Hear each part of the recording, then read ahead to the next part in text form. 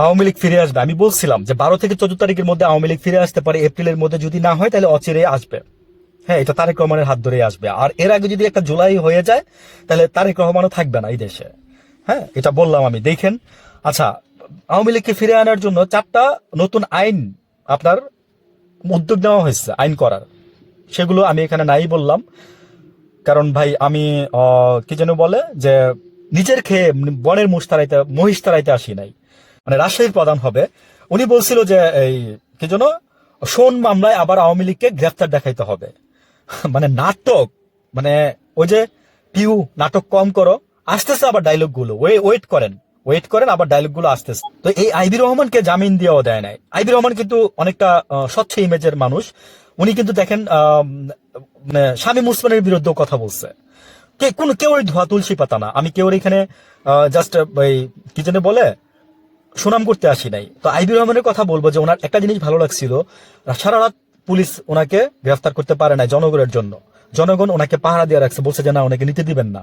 পরে ভোর রাতের দিকে উনি বের এসে বলছে, এবং পুলিশ উনি বলছে যে আমি এই রাতে বের হবো না, আমাকে ভোর রাতটা পর্যন্ত সময় দেন। পুলিশও তাই করছে অন্তর্বর্তীকালীন সরকারের আমলে, ইউনূস সাহেবের আমলে। তো উনি কিন্তু দেখেন খুব সুন্দর করে গেছে। তবে ওনাকে আবারও গ্রেফতার দেখায় ধরা হয়েছে। তো আওয়ামী লীগকে ফিরে আনার জন্য আপনার 4টা আইন তৈরি করা হচ্ছে, যেগুলোর মাধ্যমে ওই যে মানে কেউ তো একজন মুসলেখা দিয়ে আসছে, আমরা জানি সেগুলো। তো কেউ একজন আবার এর মধ্যে ইন্ডিয়াতে গেছে, কাউকে ইন্ডিয়াতে আবার দাওয়াত দেওয়া হচ্ছে স্ত্রী কন্যা সহ, এবং বেঁধে দেওয়া হয়েছে সময়, ঈদের পরে যেন অবশ্যই যায়।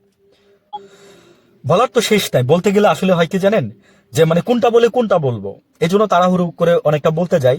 বাংলাদেশের যে গভর্নর দেখেন, ওনাকে চেঞ্জ করে দেওয়া হয়েছে, দরকার ছিল তাজুল ইসলামকে চেঞ্জ করে দেওয়া হয়েছে, দরকার ছিল তাজুল ইসলাম তো চ্যালেঞ্জ করে দিচ্ছে যে এই রায় বা পৃথিবীর কোনো আদালত নাই যে এই রায়কে উল্টাই দিতে পারবে। তো বিএনপি চেষ্টা করতেছে এই রায়কে উল্টাই দেওয়ার জন্য।